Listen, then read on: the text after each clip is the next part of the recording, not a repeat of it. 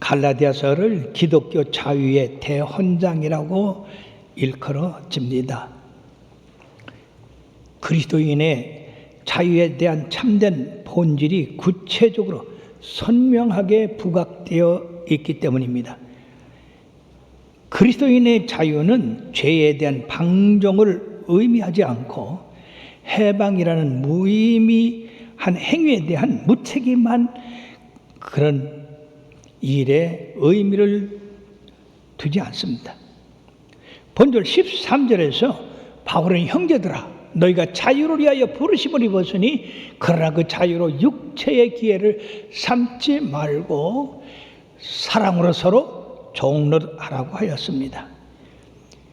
크리스찬의 그 삶은 세상 사람과 구별이 되어야 된다고 하는 말씀입니다. 참으로 그리스도 안에서 참된 자유를 얻는 사람은 죄에 대한 자유가 아니고 주님을 아무런 두려움이나 강박관념 없이 섬기는 것을 의미합니다. 갈라디아서 2장 19절에도 우리는 율법에 대하여 율법으로 말미암아 율법에 대하여 죽었으니 이는 하나님에 대하여 살려 함이라고 했습니다. 그리스도 안에서 참 자유를 얻는 사람은 율법에서 자유함을 얻으며 율법에 대하여 죽었고 그리고 율법에서 벗어난 삶을 산다고 하는 것입니다. 그러므로 구원받은 성도는 이전과는 다른 오직 사랑으로 종노릇하며 성령을 따라 행하는 사람이라 그 말입니다. 이러한 자유는 결코 인간의 노력으로 획득하는 것이 아니라 하나님의 은혜로우신 역사의 결과로서 하나님의 아들이신 예수 그리스도께서 스스로 종의 멍에를 매심으로 얻어지게 된 것이다 하는 것입니다. 그러므로 그리스도 예수의 사람들은 이전과는 다른 소원, 하나님을 섬기고 그 안에서 발견되기를 원하는 삶을 사는 사람입니다. 그러므로 오늘 그리스도 예수의 사람이라고 명하신 이 말씀, 이런 사람은 어떠한 신앙생활을 하는 사람일까요? 첫째는 성령을 쫓아 행하는 삶을 사는 사람들을 일컬어 말합니다. 16절의 말씀에 내가 이르노니 너희는 성령을 따라 행하라. 그러면 육체 욕심을 이루지 아니하리라고 말씀했습니다. 즉 예수 그리스도를 믿고 거듭난 자라도 육체에서 떠난 삶을 살 수가 없고 육체를 가지고 사는 삶을 살기 때문에 자칫 잘못하면은 육체를 따라 사는 그런 삶이 될 수도 있다는 얘기죠. 그러나 우리는 우리 마음에 성령을 모시고 있기 때문에 우리 마음의 의지가 성령이 행하는 그 쪽으로 선택을 해야 된다는 얘기죠. 그러면 우리가 어떤 것을 선택하느냐에 따라서 육신의 사람이 될 수도 있고 영의 사람이 될 수도 있는 것입니다. 육신의 생각을 쫓는 사람은 육신의 사람이 되는 것이고 영을 쫓는 사람은 성령의 사람이 되는 겁니다. 그러나 우리 마음 가운데 우리가 예수 그리스도를 믿고 성령이 내 마음에 임하여 있다 할지라도 우리는 육신을 벗어난 것이 아니고 육신 안에 성령을 모시고 사는 그런 삶을 살기 때문에 자칫 잘못하면 이 육신의 지배를 받을 수 있다는 얘기죠. 그러므로 이런 육신의 지배를 받지 않기 위해서는 성령을 쫓아 행하는 그런 삶을 살아야 된다. 그러면 육체이라는 건 뭐냐? 육체라고 하는 것은 단순히 우리의 몸만 의미하고 있는 것이 아니라 여기서 말하는 육체의 개념은 언제나 죄의 개념을 포함하고 있다 하는 것입니다. 육체의 소원은 단순히 반항적이고 감각적인 정욕만이 아니라 믿음이 없는 인간의 본성이 죄악된 욕구의 삶을 의미하고 있다. 그러므로 육체의 욕망은 하나님과 관계를 끊어지게 하고 그 때문에 악한 욕구에 끌려다니는 인간의 본성이라고 할 수 있다는 것입니다. 성령을 쫓아 사는 삶이라는 것은 하나님의 아들 예수 그리스도를 믿음으로 말미암아 그리스도의 영이 우리 마음속에 들어와 계심으로 새로운 생명이라는 말로 표현할 수 없는 선물을 받게 되어 그 선물을 받아 크리스찬 사람으로서 살아가게 되는데, 이런 사람은 항상 하나님이 그 중심이 되고 있습니다. 하나님을 바라보고 그 하나님의 명령하신 명령이 무엇이고 그가 행하라고 하신 그 행동이 무엇인가를 항상 촉구하고 사는 삶입니다. 그러므로 고린도후서 5장 17절의 말씀에는 다 같이요.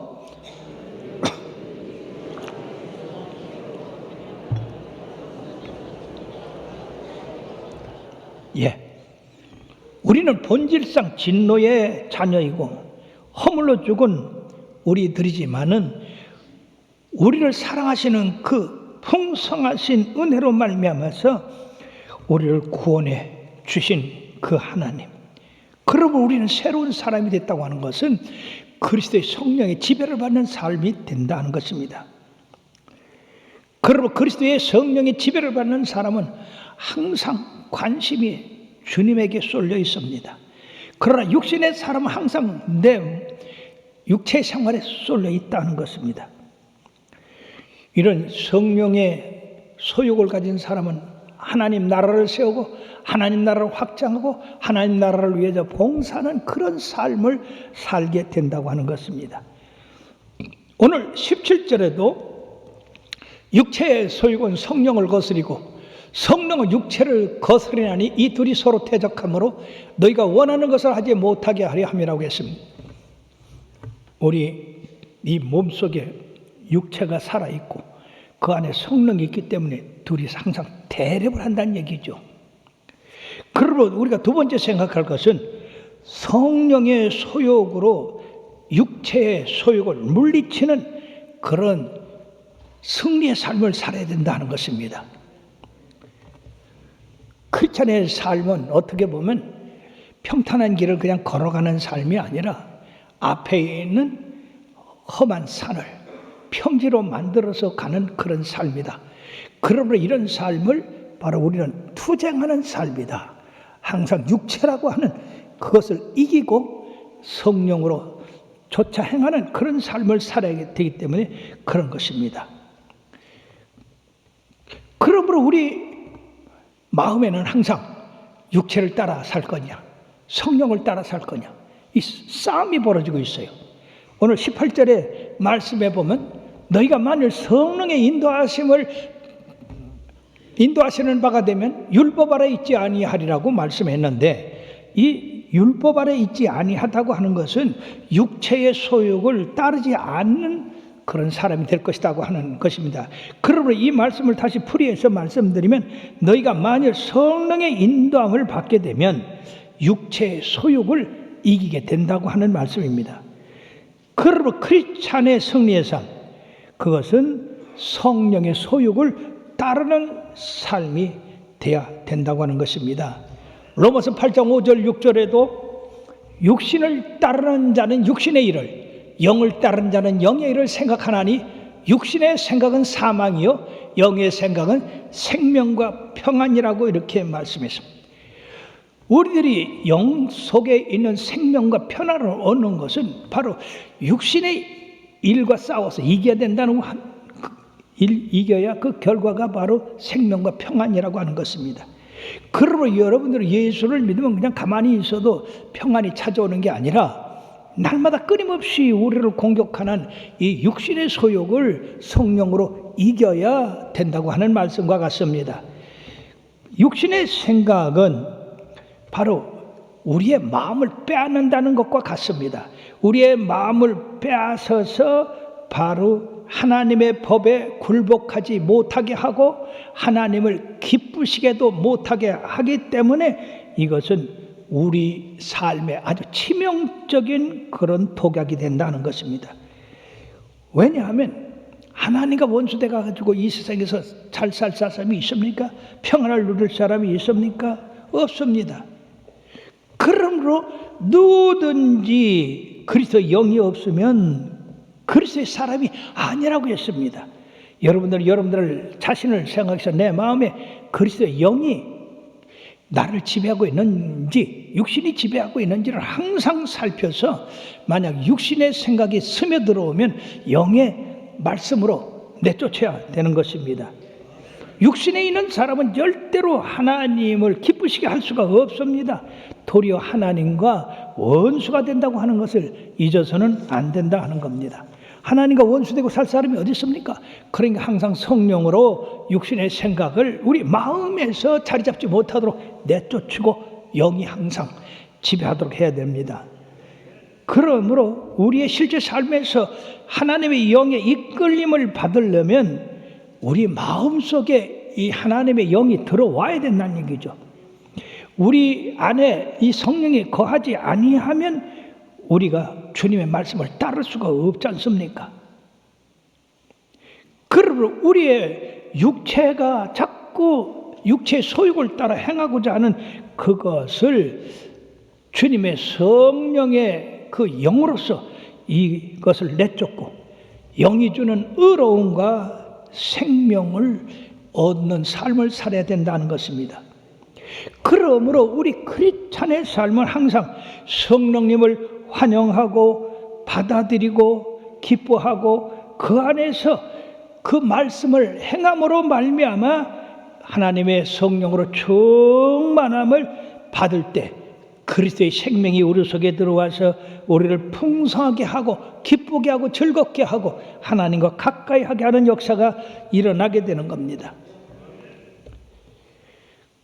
그러므로 사랑하시는 이로 말미암아 모든 육체의 일을 넉넉히 이기고 승리하는 삶을 살게 된다고 하는 것입니다. 죄에서 자유를 얻게 함은 보혈의 능력 주의 보혈 시험을 이기는 승리되니 참 놀라운 능력이로다.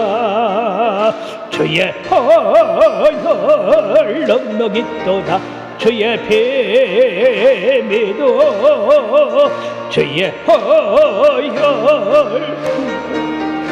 매우 개청한 피로다. 2절 육체의 정욕을 이기리면 보혈의 능력 주의 보혈 정결한 마음을 얻게 하니 참 놀라운 능력이로다. 주의 보혈 능력이 또다. 주의 피 믿어 주의 보혈 그 어린 양의 매우 개정한 피로다. 성령의 능력, 예수 그리스도의 보혈만이 우리를 이기게 하신다. 어느 날 할아버지와 손자가 함께 이야기를 나누는 가운데에 이 손자가 할아버지한테 이런 질문합니다. 할아버지 마음속에는 뭐가 있어요? 그러니까 이 할아버지가 얘기하기를 2마리 개가 있지. 그러니까 아이고 그래요? 할아버지 2마리 개는 어떤 개입니까? 하나는 착한 개고 다른 하나는 나쁜 개란다. 그러면 그 둘이 싸우면 누가 이겨요? 그러니까 할아버지가 그건 내가 먹이를 어떤 개한테 주느냐에 따라 다르지. 예, 바로 이 말씀이 우리의 마음을 육신에 빼앗기면 나쁜 그런 사람이 되고 영에 빼앗기면 영의 사람이 된다고 하는 그런 의미의 예화입니다. 우리가 세 번째 생각할 것은 육체의 소욕과 성령의 소욕의 실제는 어떤 거냐? 예, 육체의 소욕이라고 하는 것은 하나님에게서 떠난 인간의 전체적인 본성의 욕심을 의미하는 겁니다. 육신대로 따라 사는 거예요. 내 존대로 따라 사는 겁니다. 그러나 성령을 쫓아 행한다는 것은 하나님의 영에 의해서 실제 우리의 삶이 통제받는 그런 삶이 된다 하는 겁니다. 그를 우리의 삶의 현실에서 육체의 일은 어떤 것이고 성령의 열매는 어떤 것인가를 깨달아서 우리들이 분별해서 바로 성령의 일에 속해야 될 줄 믿습니다. 그러면 첫 번째로 육체의 일은 어떤 거냐? 여기 5장 19절에서 21절까지 나와 있습니다. 다 같이요. 육체의 일은 분명하니 곧 음행과 더러운 것과 호색과 우상 숭배와 주술과 원수 맺는 것과 분쟁과 시기와 분냄과 당지는 것과 분열함과 이단과 투기와 술 취함과 방탕함과 또 그와 같은 것들이라. 전에 너희에게 공개한 것 같이 경계하노니 이런 일을 하는 자들은 하나님의 나라를 유업으로 받지 못할 것이요 라고 말씀하고 있습니다. 이것을 분류별로 이렇게 나눠 네 가지로 말씀해 보면은요, 이 육체의 일을 이 본문에서 15가지로 말씀하고 있는데, 첫째는 성에 대한 3가지 죄를 이야기하고 있습니다. 음행, 더러운 것, 호색. 이 말씀은 모든 종류의 불법적 성행위를 포괄적으로 가르치고 있는 말씀입니다. 동성애, 동성결혼 이런 것도 포함되어 있는데, 성범죄는 더러운 것과 불경건한 욕망을 탐닉하는 데에서 부끄러운지도 모르고 생활하는 그런 삶으로서 현대의 가장 심한 죄들입니다. 이것 때문에 지금 나라가 시끄럽지 않습니까? 예수님께서는 마태복음 5장 28절에 나는 너에게 이르노니 음욕을 품고 여자를 보는 자마다 마음에 이미 간음하였다고 선언했습니다. 그러므로 이 세상에서 이 죄에서 깨끗한 사람, 벗어날 사람은 아무도 없습니다. 두 번째는 종교의 영역에서 관계된 죄인데, 이건 우상 숭배와 그 다음에 주술입니다. 성경에서 가장 금하고 있는 이 죄가 우상 숭배 죄고, 우상과 연합해서 사람들을 속이는 죄입니다. 불신앙죄, 하나님보다 세상을 더 사랑하고, 그리고 자기의 육신과 명예를 더 사랑하는 이런 모든 죄는 다 우상 숭배하는 죄가 될 것이고, 여기서 주술이라고 하는 것은 어떤 술수를 부려서 사람을 속이는 겁니다. 마술 같은 겁니다. 또 사해 악 8가지를 말씀하고 있습니다. 원수 맺는 것, 분쟁, 시기, 분냄, 당짓는 거, 분열하는 거, 이단, 투기. 이런 마음들은 사람의 마음에서 아주 자동적으로 거침없이 나오는 일들입니다. 이러한 죄는 가정과 사회와 그리고 공동체를 파괴하고 서로 대적하게 만듭니다. 그러면서 우리는 이런 죄에서 해방돼서 성령의 소욕으로 옮아가야 될 줄 믿습니다. 그 다음에 네 번째는 음주로 인한 방탕한 죄를 말씀하고 있는데, 그거는 술 취함, 방탕함. 이것은 규모 없는 생활의 특성을 보여주고 있습니다. 너무나 많은 사람들이 이 술 취함과 방탕함 때문에 가정이 깨지고 분쟁이 일어나고 또 법적인 그런 소송들이 일어나는 일들이 얼마나 많이 있습니까? 그들은 그들의 잘못을, 실수를 갖다가 술에다고 변명하는데, 그것은 변명한다고 되는 것이 아닙니다. 그러므로 육체의 종으로 육체의 쾌락을 좇는 자들은 틀림없이 하나님의 공의의 심판이 임하게 될 것이고, 결론적으로 그들은 하나님 나라에 들어가지 못한다고 하는 것입니다. 우리는 예수를 믿으면서도 하나님 나라 들어가지 못한다고 하는 그 두려움과 무서움의 크기가 얼마나 것인 줄 알기 때문에 이런 육체의 소욕을 멀리하고 성령의 소욕을 따르는 자들이 되어야 될 줄로 믿습니다. 그러면 성령의 소욕은 어떤 거냐? 갈라디아서 5장 22절에서 23절에 다 같이요. 오직 성령의 열매는 사랑과 희락과 화평과 오래 참음과 자비와 양성과 충성과 온유와 절제니 같은 것을 금지할 법이 없느니라. 이 9가지의 열매를 세 부분으로 나눠서 말씀드리면, 첫째는 하나님으로부터 유래된 마음의 습관들 3가지. 첫째 사랑, 두 번째 희락, 그리고 화평입니다. 그 사랑하는 마음은 모든 사람의 좋은 덕목들 중에서 기초가 되는 겁니다. 사랑이 없으면 나머지의 그 좋은 열매들을 거둘 수가 없습니다. 사랑을 바탕으로 해서, 그걸 기초로 해서 우리들이 나가야 되는데, 이 사랑은 하나님 것입니다.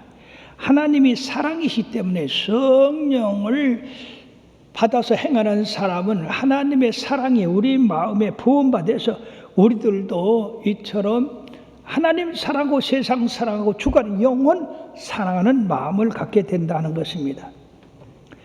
요한복음 3장 16절에 뭐라고 했습니까? 하나님이 세상을 사랑하사 독생자를 주셨으니 이는 저를 믿는 자마다 멸망치 않고 영생을 얻게 하라고 함이라고 했습니다. 하나님의 사랑은 우리의 어떤 보답으로 그리고 공로로 주는 것이 아니라 무조건적 우리를 사랑하는 그 사랑입니다.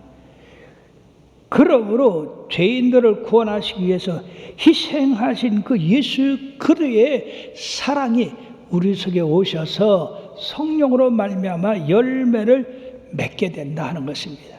예수를 믿는다면서도 이런 사랑의 열매가 보이지 않는 사람은 예수를 믿는다고 볼 수가 없어요. 사랑은 희생을 요구합니다.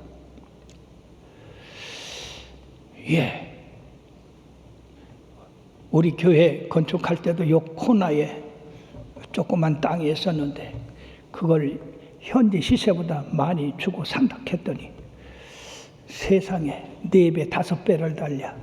그 사람이 누구냐면 어느 교회 장로요.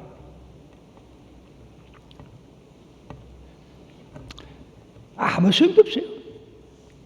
믿음과 행동과 아주 별개입니다. 믿음 따로 행동 따로. 여러분, 이런 사람이 하나님을 사랑하고 교회를 사랑한다고 하는 마음을 갖겠습니까?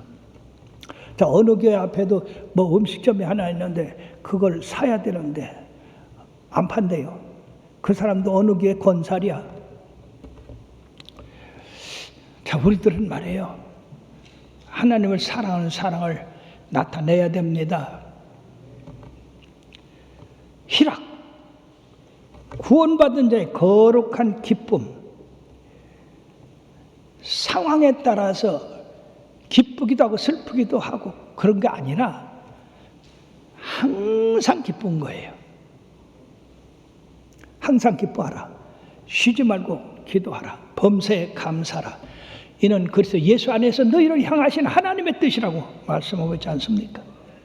화평, 샬롬을 얘기합니다. 즉 이 화평은 하나님의 선물이에요. 요한복음 14장 27절에 내가 너에게 평안을 끼쳐느니 곧 나의 평안을 너에게 주노라. 내가 주는 것은 세상이 주는 것 같지 아니하니 너는 마음에 근심하지도 말고 두려워하지도 말라고 했습니다. 성령이 임하시면 우리 마음에 이런 평화가 오는 것인데 이것은 역경 속에서도 흔들리지 않는 그런 내적 안식과 평안을 가리키는 것이며 인간의 해를 뛰어넘는 것으로서 예수님께서 팔복을 말씀하실 때 7번째, 즉 마태복음 5장 9절에 뭐라고 말씀하느냐? 화평하게 하는 자는 복이 있나니 그들이 하나님의 아들이라 일컬음을 받을 것이라고 했습니다. 예수님의 하나님과 우리의 사이를 화목하게 하셨지 않습니까? 그러므로 우리가 그 예수님의 일을 따르는 자가 된다는 것입니다. 두 번째는 이웃과의 관계에서 아름다운 열매가 있습니다. 첫째는 오래 참음입니다. 이 오래 참음은 부당한 그러한 취급을 당했을 때도 내가 그냥 몇 배로 보복해 주겠다, 원수를 갚겠다, 그런 마음을 갖는 게 아니라 오히려 불쌍히 여기고 그를 위해서 기도하는 그러한 참는 것을 말씀하고 있고요. 자비와 양선은 같은 의미입니다.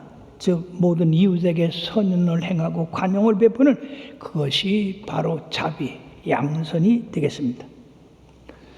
자기를 향한 열매, 그것은 충성과 온유와 절제라고 그렇게 말씀하고 있는데, 이 충성이라는 것은 우리가 하나님 앞에 이렇게 또는 맡은 직분에 열심을 다하고 변하지 않는 그런 의미가 있는데, 여기서는 그게 아니라 내가 내 말과 행동이 일치됨으로써 다른 사람으로부터 신뢰를 얻을 수 있는 그런 마음을 말씀하고 있습니다. 방금도 얘기했듯이 말과 행동이 틀린 그런 사람들이 얼마나 많이 있느냐는 얘기죠. 근데 이 충성이라고 하는 사람은 말과 행동이 일치되는 사람이에요. 그래서 그런 사람을 우리 한국에서 뭐라고 합니까? 저 사람은 말이야 팥으로 메주를 쓴다 하더라도 믿을 사람이야, 이렇게 하는 사람. 즉 자기가 하나님의 말씀을 믿는 믿음에서 행함으로 말미암아 말과 행동이 다르지 않고 말과 행동이 일치됨으로써 다른 사람이 그 사람을 신뢰할 수 있는 사람이 되어야 된다. 우리 큰 차는 모두 다 이와 같이 신뢰할 수 있는 사람이 되어야 됩니다. 말과 행동이, 언행이 일치돼야 됩니다. 그럼에도 불구하고 언행이 일치되지 않는 사람이 얼마나 많이 있어요. 여러분들은 그런 사람을 분별해내서 저 사람들은 영의 사람인지 육의 사람인지를 구별해야 됩니다. 그렇지 않고는 여러분들의 영에 침해를 당합니다. 온유, 그것은 부드러운 마음을 얘기하죠. 이웃을 향한 그런 윤리적인 관용이 있는 사람입니다. 또 절제, 육체의 욕구를 이겨낼 수 있는 자질, 특히 여기서는 성적 욕구를 이겨낼 수 있는 그런 자질을 의미합니다. 이 절제는 모든 면에 필요합니다. 이 절제를 하지 못하면 생활에 안정이 없고 오히려 부도가 나는 그런 삶을 살 수밖에 없는 겁니다. 수입과 지출이, 이것이 바란스가 맞아야지. 수입은 조금인데 지출이 많으면 이 사람은 틀림없이 빚을 지게 되어 있습니다. 우리 크리스찬들은 내 수입에 비해서 내 지출이 얼마인가를 언제나 따져보고 여러분들이 절제하는 삶을 살아야 그것이 다른 사람에게도 유익이고 여러분들의 삶에도 행복을 가질 수가 있는 겁니다. 이와 같이 바로 육체의 소욕은 바로 하나님과 원수되고 사회 생활에 바로 악을 전하게 되고 자기 자신도 파멸하는 그런 삶을 살게 되지만은, 성령의 열매는 하나님을 기쁘시게 하고 이웃을 기쁘시게 하고 나를 기쁘게 하는 그런 열매를 맺게 되는 것입니다. 그러므로 이 같은 것을 금지할 법이 없다고 말씀했어요. 즉 성령을 따라 행하는 삶은 성령의 열매를 통해서 율법의 모든 요구를 성취했기 때문에 바로 금지할 법이 없다고 한 겁니다. 오늘 이 14절에 온 율법은 내 이웃 사랑해 내 자신같이 하라 하신 한 말씀에서 이루어졌다. 이 사랑하고 성령을 쫓는 그런 삶에서 온 율법을 다 행했다고 하는 겁니다. 그러므로 끝으로 우리들이 이러한 육체의 소욕과 성령의 소욕을 어떻게 조절해야 되는가, 어떻게 우리들이 따라야 되는가를 말씀을 배웠습니다마는, 우리들이 매일 승리할 수 있는 그 비결이 뭐냐? 우리가 한 번 져도 지는 건 지는 겁니다. 그러나 매일 우리들이 육체의 소욕과 성령의 소욕을 싸워서 성령의 소욕에 이기도록 하는 그런 삶의 비결을 배워야 된다는 얘기죠. 그 첫째가 바로 24절의 말씀입니다. 다 같이요. 그리스도 예수의 사람들은 육체와 함께 그 정욕과 탐심을 십자가에 못 박았느니라. 예. 방금도 전에 말씀드렸죠. 우리는 성령으로 거듭난 사람이라도 아직 육신을 벗어나지 못해서 육신을 가지고 있습니다. 그러므로 이 육신이 자꾸 이 성령의 소욕을 억제하고 또 육신의 일을 행하게 하는 그런 일을 합니다. 그럴 때 우리가 어떻게 이 성령을 따라 행할 수 있느냐? 바로 우리를 위하여 십자가에 달려 돌아가신 그 예수님의 십자가를 내세워야 된다는 얘기죠. 자, 이 육신의 소욕을, 야, 교회 가지 마라, 11조 하지 마라, 죄져도 괜찮아. 그렇게 할 때 무슨 소리를 하냐? 나는 이미 십자가에 못 박힌 사람이다. 십자가에 못 박혀 예수님과 함께 죽은 사람이 되는데 내가 어떻게 내 마음대로 하느냐? 그러므로 이 육체의 소유가 예수님의 이름으로 물러갈지어다. 그렇게 외쳐야 된다는 얘기죠. 즉 날마다 십자가로 이겨야 된다는 얘기예요. 바로 그런 삶을 산 사람이 이 바울입니다.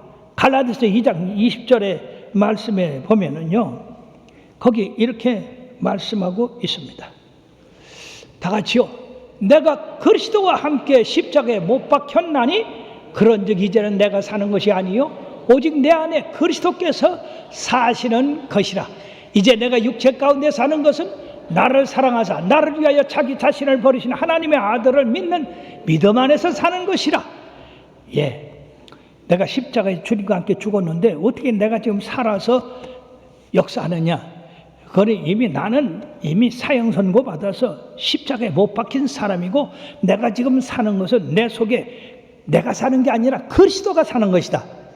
그리스도를 믿는 믿음이 사는 것이다. 그러면 나는 육체의 소욕을 따를 수 없다. 나는 죄를 지을 수가 없다 하는 그런 선언을 해야 된다고 하는 것입니다.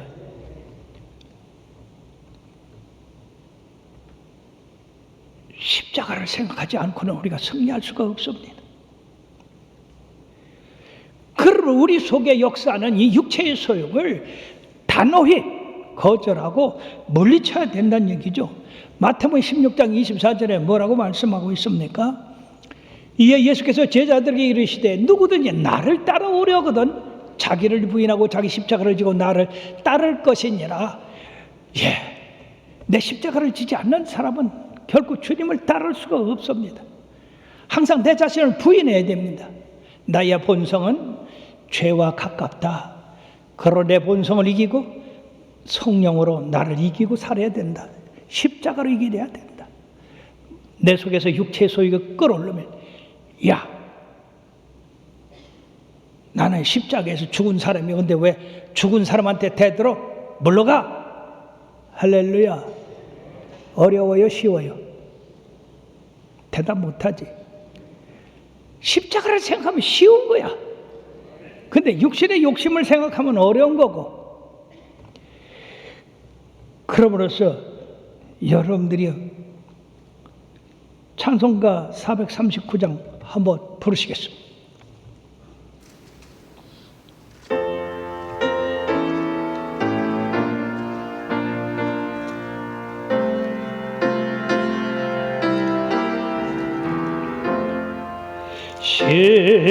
십자가로 가까이 내가 거세고 거기 흘린 보혈로 정케하옵소서. 십자가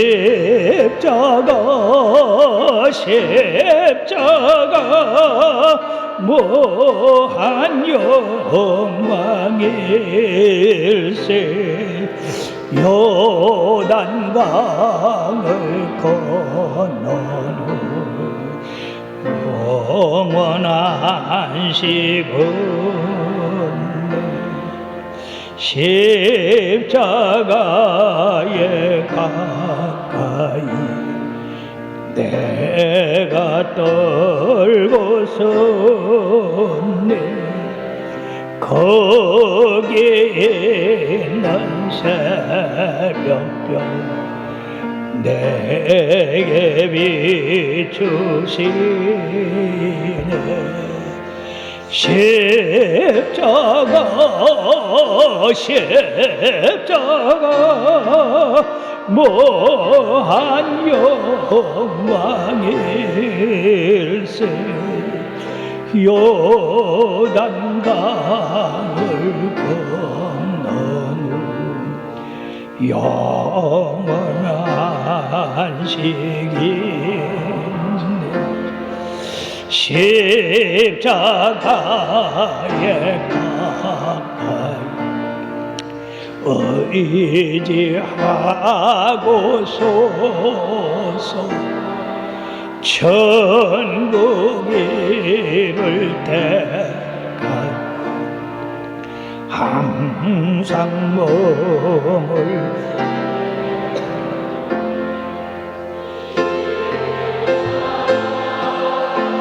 십자가 무한 영광에서 요단강을 건너는 영원한 식언네 아멘. 우리의 힘으로는 절대 이길 수가 없습니다. 십자가로 이겨야 됩니다. 예수 그리스도의 보배로운 피로 이겨야 됩니다. 그것만이 우리의 육체의 소욕을 내쫓고 하나님의 사랑과 성령으로 우리를 인도할 수 있는 것입니다. 그리고 두 번째는 지금까지 말씀한 것 같이 성령을 조차 담대하게 행해야 된다. 즉 성령님이 인도하시고 가르치시고 행하라고 하는 그 말씀을 담대하게 그 말씀대로 받아들이고 행해야 된다는 얘기죠. 머뭇거려서는 안 됩니다. 어떤 걸 선택할까? 그것도 아닙니다. 바로 선택은 되어 있습니다. 그러므로 우리 속에서 더욱더 성령님이 역사하도록 자꾸 우리 마음을 키워야 되고 성령님에게 공급을 해 드려야 되는 겁니다. 그리고 육체의 소욕에 넘어가지 마라. 육체는 참으로 간사합니다. 이 마귀는요, 에덴 동산에서 하와를 넘어뜨리고 아담을 넘어뜨려서 지금도 계속해서 그런 술법을 써서 하나님의 백성을 넘어뜨리려고 합니다. 이럴 때 우리는 이것이 육체의 소욕이다. 이건 나를 부인하고 내 십자가를 지는 게 아니고 나를 위해서 하는 거구나. 그러므로 이 개인주의, 극단적인 개인주의, 이게 얼마나 해를 끼치는 것인지 모릅니다. 예수의 이름으로 물러가라. 나는 십자가에 못 박혔다. 나는 성령을 쫓기로 했다. 이렇게 할 때 육체의 소욕이 물러간다 하는 것입니다. 그러므로 오늘 결론적으로 뭐라고 하느냐? 헛된 영광을 구하여 서로 노엽게 하거나 서로 투기하지 말지어다라고 했습니다. 즉 헛된 영광을 구하는 거, 서로 노엽게 하는 거, 중심이 전부 납니다. 투기하는 거 다 납니다. 그러므로 이런 것들은 내 속에 있어서는 안 돼요. 성경은 뭐라고 하느냐? 모든 탐심을 버려라 그랬습니다. 저 골로새서 3장 5절에 다 같이요. 그러므로 땅에 있는 지체를 죽이라.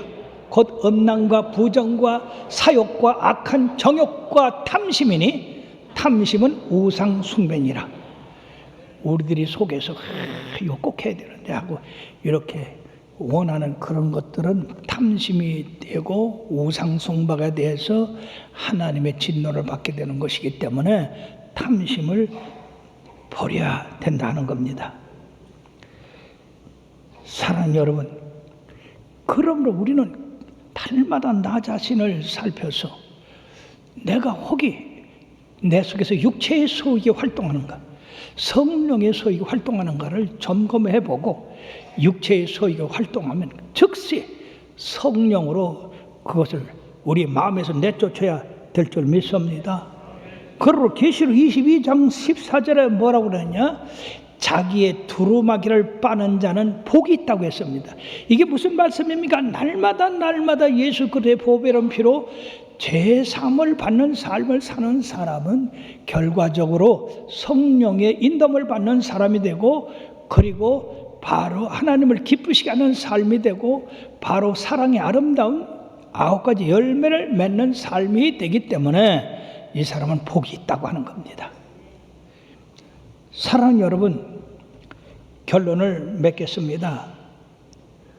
우리가 그리스도 안에서 자유함을 받았다는 말씀은 그 자유를 가지고 육체의 기회를 삼는 것이 아니라 율법과 죄에서 그리스도 은혜 안에서 자유함을 얻었다고 하는 것인데, 바로 그 자유는 오직 성령님이 우리를 도우심으로 말미암아서 주님을 사랑하고 주님 안에서 하나님과 사람 앞에 종노릇하고 그리고 성령의 인도를 받아서 행하는 그런 삶이다 하는 것입니다.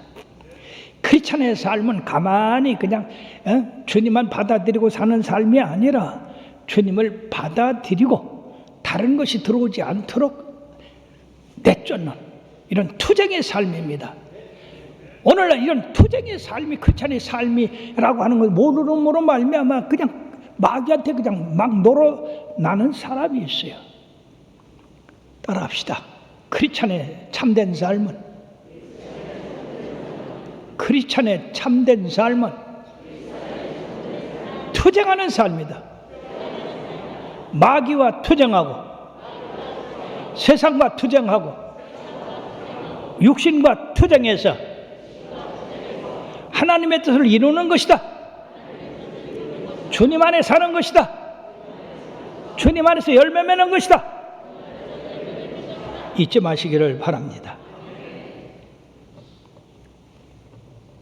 이런 가운데서 우리가 예수님을 닮아가는 그런 삶을 날마다 투쟁해서 이겨서 올라감으로 이것이 성화된다고 하는 겁니다. 그리스도를 닮아가는 삶을 산다고 하는 것이에요. 그러므로 우리들이 그런 삶을 살라고 마음에서 작정했을 때에 성령님이 우리를 도우세요. 우리를 우리대로 두는 게 아니라, 그래서 성령의 열매를 맺는 것인데, 로마서 8장 26절의 말씀에 보면 이와 같이 성령도 우리의 연약함을 도우시나니 우리는 마땅히 기도할 바를 알지 못하나 오직 성령이 말할 수 없는 탄식으로 우리를 위하여 친히 간구하시느니라. 그러므로 크리스찬의 승리의 삶은 내 자신의 결단과 성령의 도우심으로 이루어진다고 하는 것입니다.